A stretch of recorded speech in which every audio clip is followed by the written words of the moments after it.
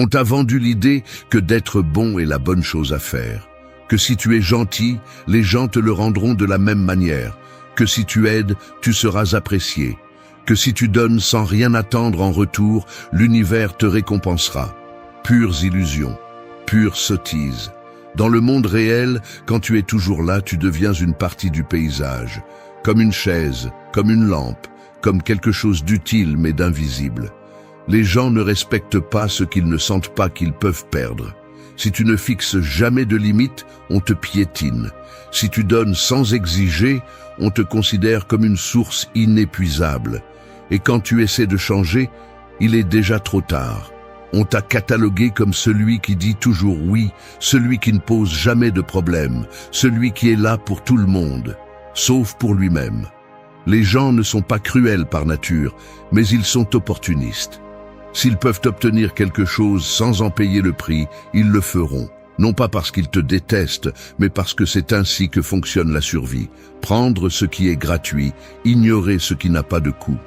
Et si tu ne mets pas de valeur à ton temps, à ton énergie, à ton attention, pourquoi diable quelqu'un d'autre le ferait-il pour toi? Ceci n'est pas une invitation à être un misérable sans âme. C'est un avertissement. Parce que si tu ne te réveilles pas, ils te consommeront vivant. Aujourd'hui, je vais te donner les outils pour mettre fin à tout cela, pour arrêter d'être une ressource libre d'utilisation, pour que chaque chose que tu donnes ait du poids et de la valeur. Parce que si tu continues à agir comme si ton temps et ton énergie ne coûtaient rien, le monde ne te contredira pas. Il te utilisera simplement jusqu'à ce qu'il ne reste plus rien de toi. Une faveur occasionnelle est de la gratitude. Une faveur constante est une facture impayée. Fais une faveur à quelqu'un une fois et il te remerciera, avec enthousiasme, avec une gratitude sincère, avec un sourire qui semble authentique. Fais-le 2 fois et il t'appréciera, peut-être avec un « vraiment merci, je ne sais pas ce que je ferais sans toi ». Fais-le 3 fois et il commencera à l'attendre. La 4e fois, ce n'est plus une faveur, c'est une habitude. La 5e fois, si tu décides de ne pas le faire, tu seras vu comme quelqu'un d'égoïste ou de changeant. Ce qui a commencé comme un geste noble se transforme en une obligation silencieuse. Sans préavis, la gratitude disparaît et ce qui était autrefois apprécié est maintenant pris pour acquis comme faisant partie de la norme. Quand quelque chose devient constant, l'esprit humain le classe comme garanti, pas comme précieux. Il n'y a pas de malice derrière, juste de l'inertie. Les gens ne remettent pas en question ce qui est disponible sans effort. Ils ne l'analysent pas, ils ne l'apprécient pas. Ils l'utilisent. Une faveur répétée trop de fois cesse d'être un acte de générosité et devient un service. Il n'y a pas de facture, pas de contrat, pas de dette explicite, mais le coût est payé avec ton temps, ton énergie, ta patience. On ne s'attend pas à une rétribution parce que tu ne l'as jamais établie dès le début. Et quand tu essaies de rompre le cycle, la réaction n'est pas de la gratitude pour ce que tu as donné auparavant. C'est de l'inconfort, c'est de la réclamation, c'est de la tromperie. Les gens ne se demandent pas combien ils ont aidé par le passé, ils ne ressentent que l'absence dans le présent. Le problème est que le manque de limites crée une perception erronée de disponibilité infinie. Quand quelqu'un s'habitue à recevoir sans restriction, il développe la croyance que cela sera toujours ainsi. Il n'y a pas de mémoire, pas d'équilibre, il y a seulement de la demande. L'usure ne se remarque pas jusqu'à ce que celui qui donne décide de s'arrêter. C'est alors que la vérité éclate. La générosité incontrôlée n'inspire pas le respect, elle inspire la dépendance.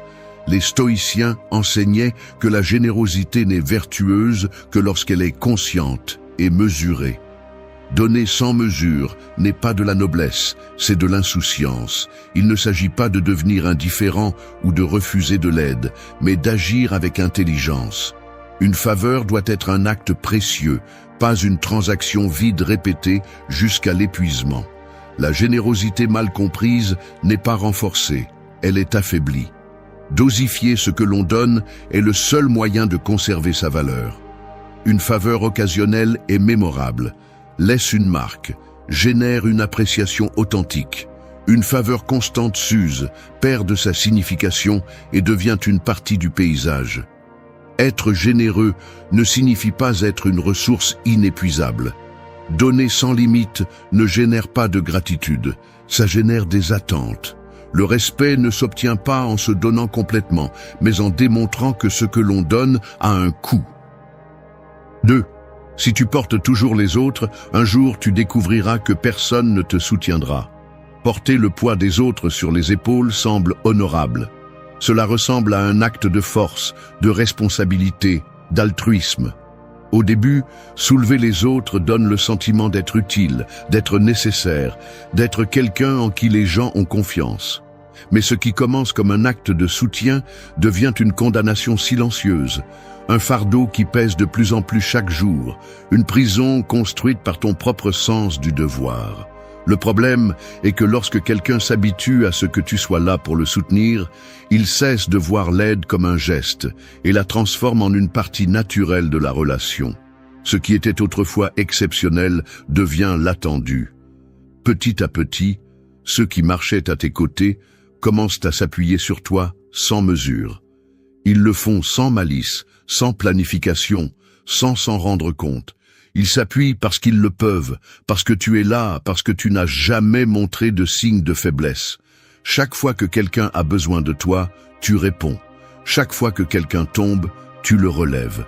Chaque fois que quelqu'un a un problème, tu le résous.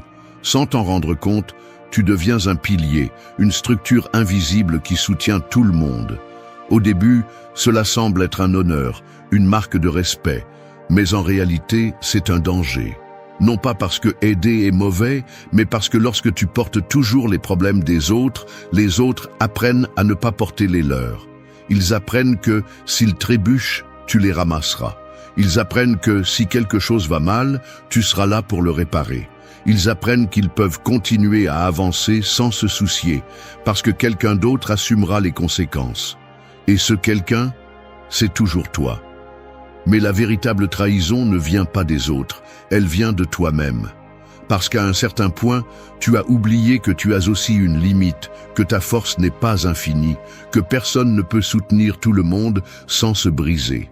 Et quand tu te fatigues enfin, quand ton dos ne peut plus supporter de poids, quand un jour tu as besoin de soutien, la réalité frappe fort. Personne n'est là pour te soutenir. Non pas parce qu'ils sont cruels, non pas parce qu'ils ne se soucient pas, mais parce qu'ils n'ont jamais appris à te voir comme quelqu'un qui a aussi besoin d'aide. Tu as toujours été le fort, celui qui résolvait, celui qui réglait, celui qui absorbait les coups et continuait sans se plaindre. Et quand ce rôle se brise, l'inconfort apparaît. Tu cesses d'être utile et tu deviens un problème, un poids mort que personne ne sait comment porter. Il n'y a pas de mémoire dans ce jeu. Personne ne se souvient combien de fois tu as été là pour eux. Personne ne se souvient combien de problèmes ont été résolus.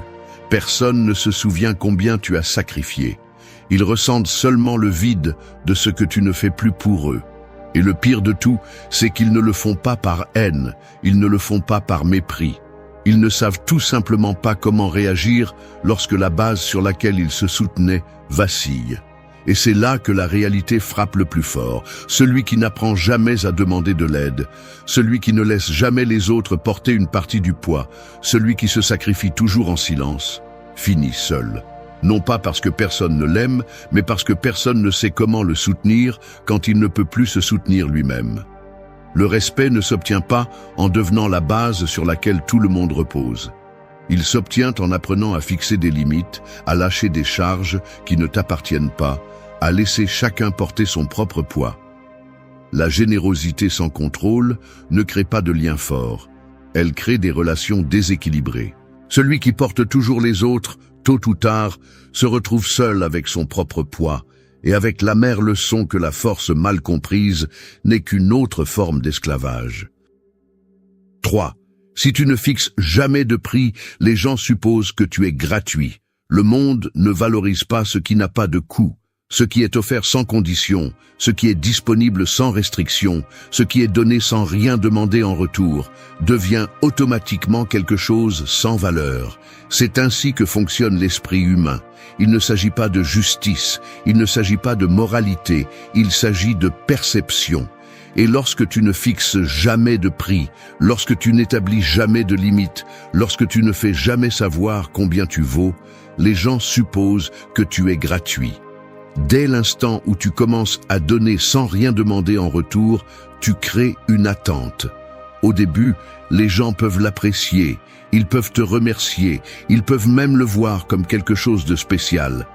Mais quand cela se répète encore et encore, cela cesse d'être un geste et devient une norme. Ce qui était auparavant une faveur est maintenant une partie de ce qui est attendu. Ce qui était auparavant un acte de générosité est maintenant une obligation invisible.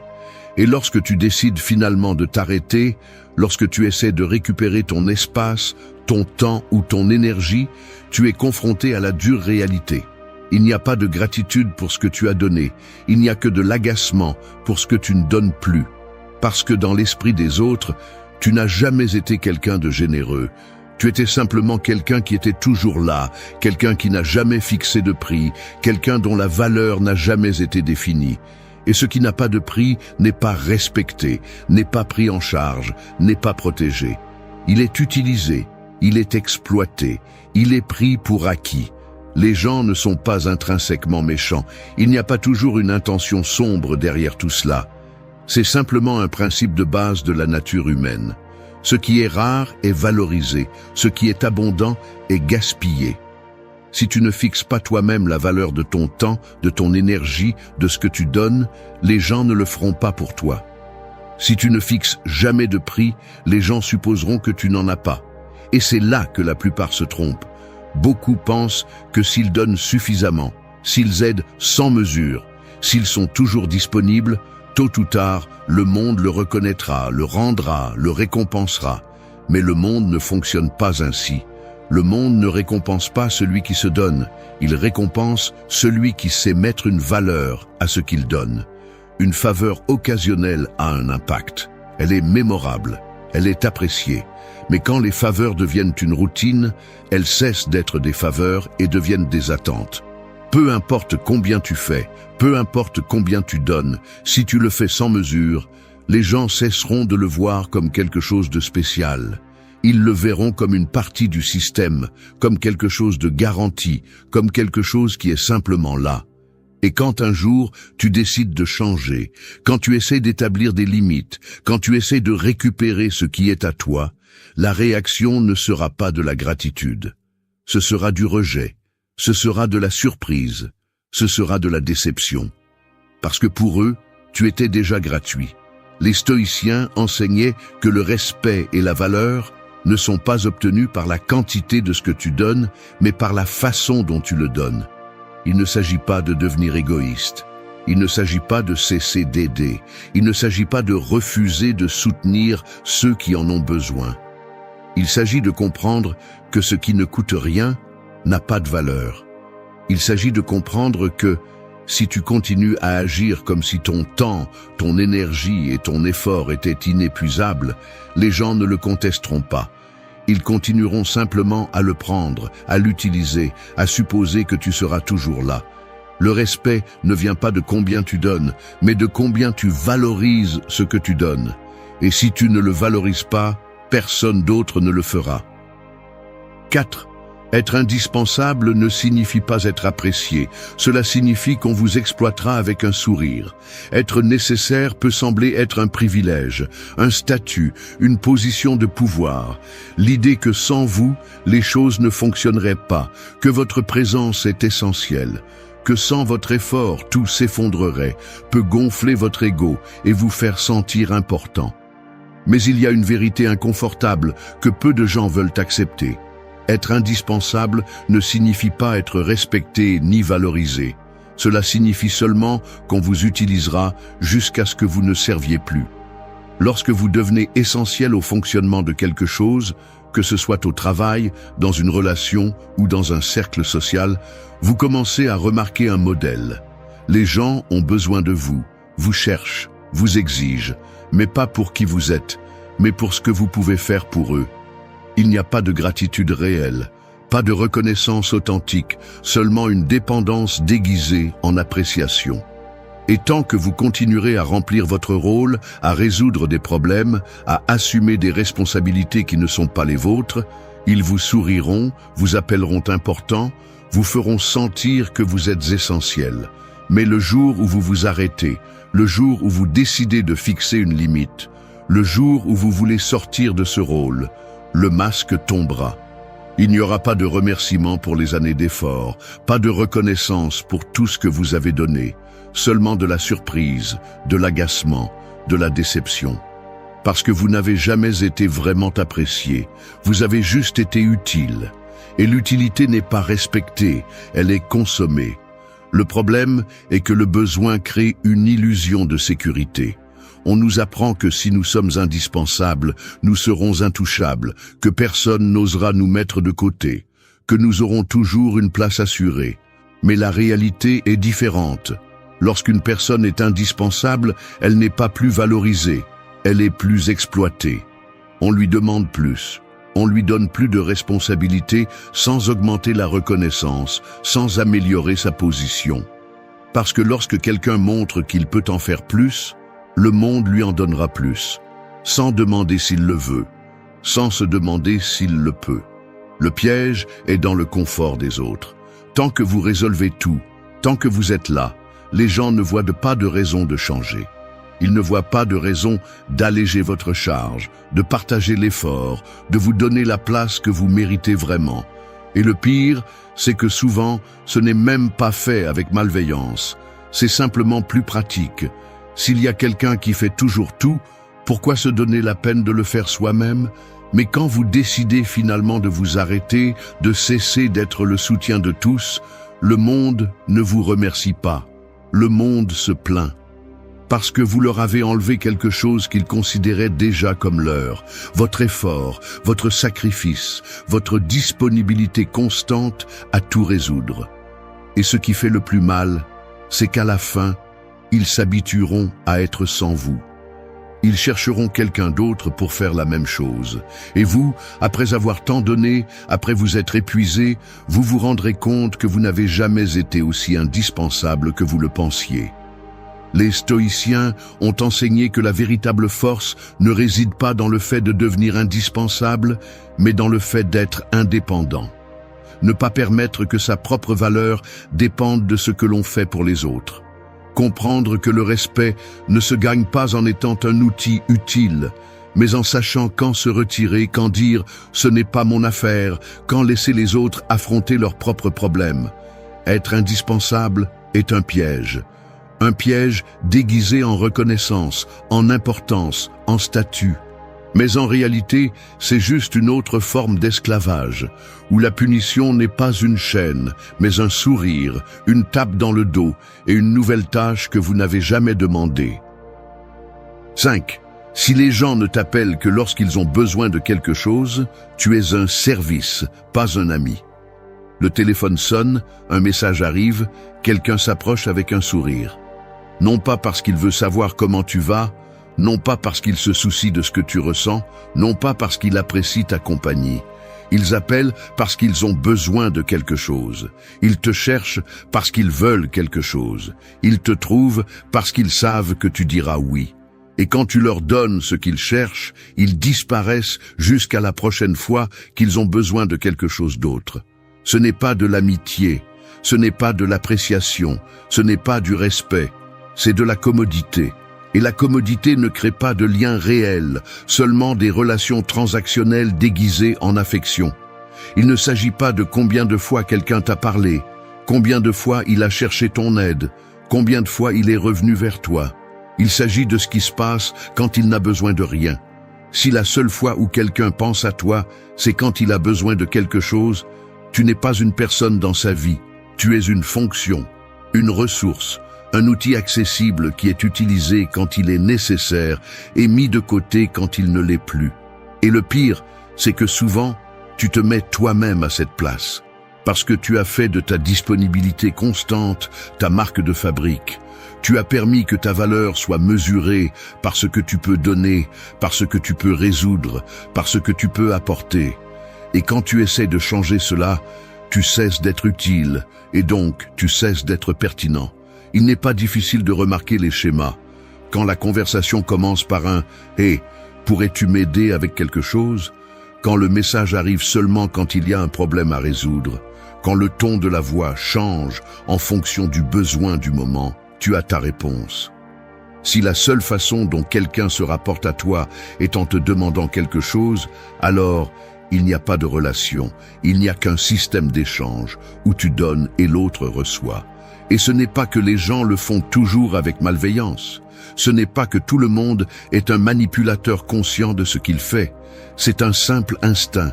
Si quelque chose est là quand j'en ai besoin, si quelque chose répond quand je l'appelle, si quelque chose ne demande rien en retour, pourquoi le remettre en question? Tout comme personne ne pense à la lumière jusqu'à ce qu'il y ait une panne. Personne ne pense à celui qui est toujours disponible jusqu'à ce qu'un jour, il ne le soit plus.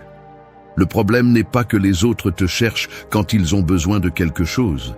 Le problème est que, si tu disparais dans tout autre contexte, ce qu'ils ont avec toi n'est pas une amitié, c'est un contrat silencieux où ton rôle est de servir, d'aider, de résoudre. Quand ta valeur dans la vie de quelqu'un est mesurée uniquement en fonction de ce que tu peux faire pour eux, il est temps de faire une pause et de te demander ce que tu es en train de construire. Quand tu décides de t'éloigner, quand tu commences à mettre des limites, quand tu arrêtes de répondre immédiatement, le paysage change. Certains partiront sans rien dire parce qu'ils n'ont jamais vraiment été là.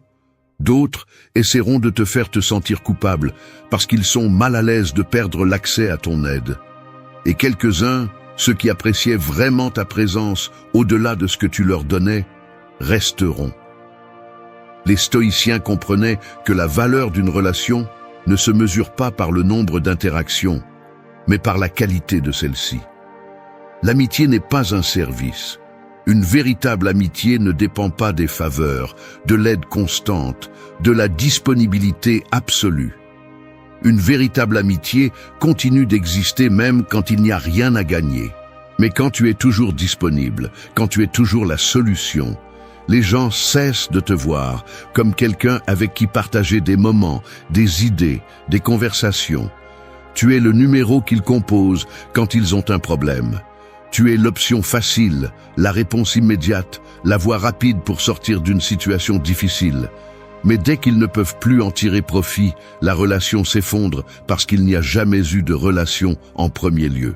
Être utile est une chose, être une ressource en est une autre. Une amitié basée sur le besoin n'est pas une amitié, c'est une dépendance. Et personne ne respecte ce qui n'est là que pour servir. 6. Si tu dis toujours oui, tu deviendras l'écho des désirs des autres. Chaque fois que tu dis oui, sans y penser, sans le remettre en question, sans évaluer si tu le veux vraiment, quelque chose en toi se rétracte un peu.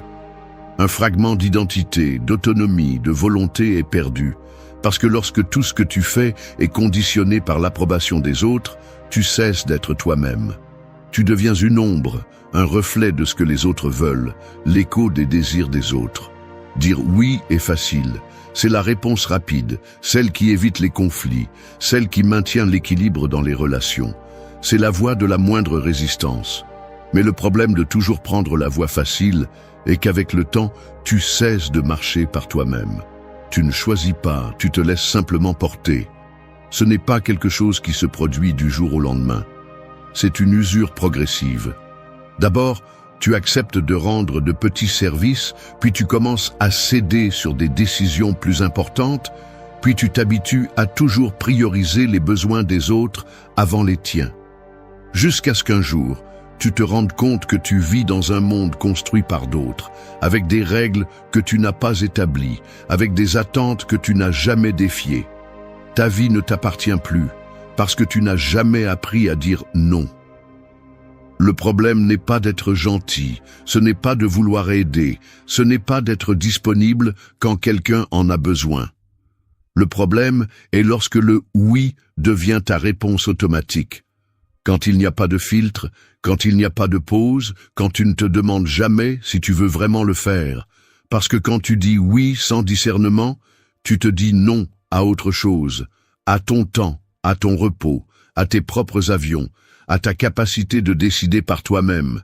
Et le pire de tout, c'est que les gens le remarquent. Quand quelqu'un voit que tu es toujours prêt, que tu ne refuses jamais rien, que tu ne fais jamais d'objection, il commence à le prendre pour acquis.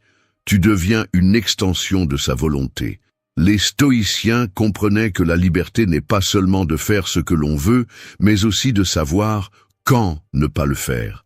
Savoir quand refuser, quand poser des limites, quand se prioriser. Il ne s'agit pas de devenir égoïste ou de se fermer au monde, mais de prendre conscience que chaque fois que tu acceptes quelque chose sans y penser, tu t'éloignes un peu plus de ce que tu veux vraiment. Dire non est inconfortable. Cela crée des tensions. Cela peut faire que certaines personnes s'éloignent, que certaines se sentent offensées, que d'autres t'accusent d'avoir changé. Mais si la seule chose qui te maintient dans une relation, dans un groupe, dans une dynamique sociale, est ta volonté inébranlable de céder, alors tu n'es pas entouré d'amis, mais de gens qui ont appris à utiliser ton manque de résistance à leur avantage. Avec chaque oui automatique, tu perds un peu de contrôle sur ta propre vie. Chaque fois que tu acceptes quelque chose que tu ne veux pas, tu t'éloignes un peu plus de ce qui compte vraiment. Et quand tu deviens l'écho des désirs des autres, quand ta vie est définie par ce que les autres attendent de toi, le respect disparaît. Parce que le respect ne s'obtient pas en étant serviable, il s'obtient en ayant du discernement. La prochaine fois que quelqu'un te demandera quelque chose, avant de répondre, détends-toi. Demande-toi si tu veux vraiment le faire. Si la réponse est non, dis-le fermement, sans culpabilité, sans peur. Parce que le monde ne respecte pas ceux qui disent toujours oui. Il respecte ceux qui savent quand dire non. 7. Si tu agis comme un matelas, ne te plains pas si tout le monde se repose sur toi. Être toujours là pour les autres semble noble. Écouter leurs problèmes, offrir un soutien inconditionnel, être celui qui amortit leur chute, celui qui leur donne de la stabilité quand tout dans leur vie vacille. Au début, cela semble être un but, une preuve de caractère, un signe de force. Mais avec le temps, cette apparente force devient une sentence. Non pas un acte de respect, mais une condamnation silencieuse. Parce que lorsque tu es toujours le matelas sur lequel les autres tombent, personne ne se soucie de ce qui se passe lorsque le matelas s'use. Au début, les gens apprécient ton soutien, ta patience, ta capacité à absorber leurs problèmes sans te plaindre. Mais après un certain temps, ils arrêtent de le remarquer. Tu deviens quelque chose d'évident, une constante dans leur vie, un lieu sûr où ils peuvent atterrir sans craindre les conséquences. Et ce qui n'a pas de conséquences n'est pas respecté. Quand quelqu'un sait qu'il peut toujours compter sur toi, peu importe le poids que tu portes, peu importe si toi aussi tu as besoin de reprendre ton souffle, peu importe si au fond tu es à bout, il arrête de se demander s'il abuse de ta disponibilité.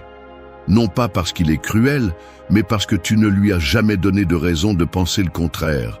Tu n'as jamais tracé une ligne, tu n'as jamais fait comprendre que toi aussi tu as un poids à porter. Et quand tu le fais enfin, quand pour la première fois tu décides de dire « je ne peux pas, je ne veux pas », ce n'est pas ma responsabilité.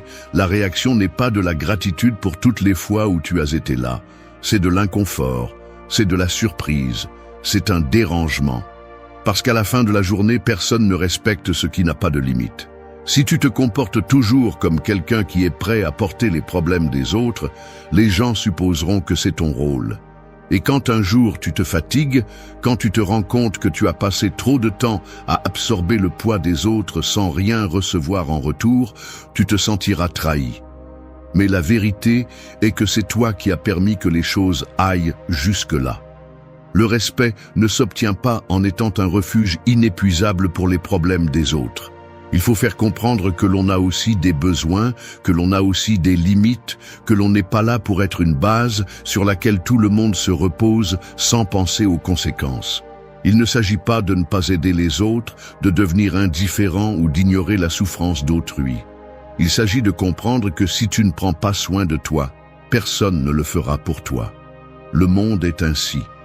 Si tu te présentes comme quelqu'un qui est toujours disponible, qui écoute toujours, qui est toujours prêt à donner de son temps et de son énergie sans condition, les gens ne te le contesteront pas. Ils l'utiliseront simplement. Et quand tu essaieras de changer la dynamique, la résistance sera immédiate.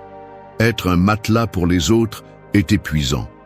C'est un fardeau qui ne se voit pas, mais qui détruit de l'intérieur. Parce que pendant que tout le monde trouve du soulagement en toi, tu t'épuises. Pendant que tout le monde sent qu'ils peuvent compter sur toi, tu sens que tu ne peux compter sur personne. Si tu permets qu'on t'utilise comme une surface douce sur laquelle ils peuvent tomber peu importe combien de fois ils le font, ne sois pas surpris quand personne ne se demande comment tu te sens. Ils ne se plaignent pas des oreillers, ils ne se soucient pas des matelas. Ils les utilisent simplement jusqu'à ce qu'ils ne servent plus. 8. Si tu donnes toujours sans mesure, les gens te mesureront à 0. Donner est une arme à double tranchant. Au début, cela te donne une identité, te fait te sentir utile, te fait croire que le monde est un endroit où ce que tu donnes revient tôt ou tard. Mais la vérité est que donner sans mesure ne te rend pas noble, cela te transforme en un puits sans fond. Une source dont tout le monde boit sans penser à ce qui se passera quand elle se tarira. Parce que quand tu donnes et donnes sans mettre de poids à ce que tu offres, les gens cessent de le voir comme un acte précieux et commencent à le voir comme quelque chose de naturel. Ce qui est toujours là n'est plus remarqué. Ce qui ne coûte rien est déprécié. Ce qui est donné devient paysage. Au début, ils te remercient, ensuite ils l'attendent, puis ils l'exigent. Et quand un jour tu décides de ne plus donner, la réaction n'est pas de la gratitude pour tout ce que tu as offert avant, mais de l'irritation parce que quelque chose qu'ils sentaient comme leur a soudainement disparu. Le problème n'a jamais été les gens. Le problème, c'était toi. Parce que tu n'as jamais tracé une ligne. Parce que tu n'as jamais fait en sorte que ce que tu donnais ait un prix. Parce que tu n'as jamais fait en sorte que personne ne le mérite. Tu étais une rivière qui coulait sans interruption, une source inépuisable que personne ne pensait qui pourrait un jour se tarir. Et quand la sécheresse est arrivée, quand tu as essayé de récupérer quelque chose de ce que tu as donné, tu t'es rendu compte que personne ne le valorisait vraiment, parce que personne ne respecte ce qui ne coûte rien. La réalité est brutale, mais simple. Ce qui est facile à obtenir n'est pas pris en compte. Ce qui est donné sans effort n'est pas valorisé. Ce qui est toujours disponible est ignoré.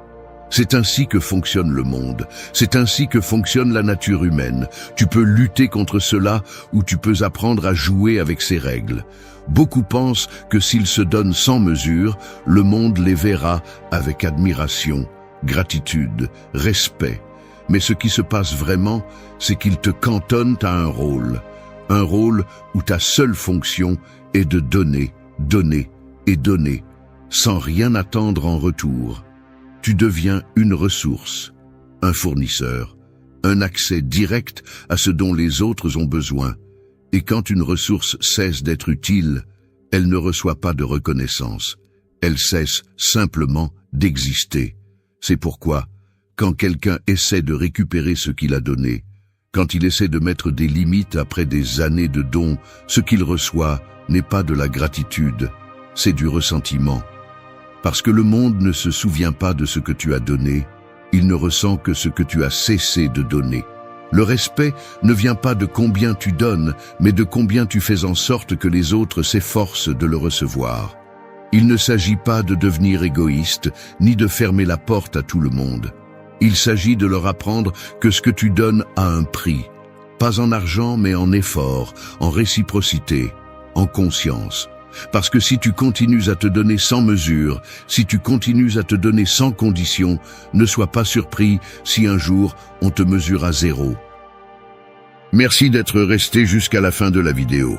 Si vous avez tout vu, commentez « Je suis stoïcien » comme notre signe secret, indiquant que vous êtes un véritable apprenant du stoïcisme.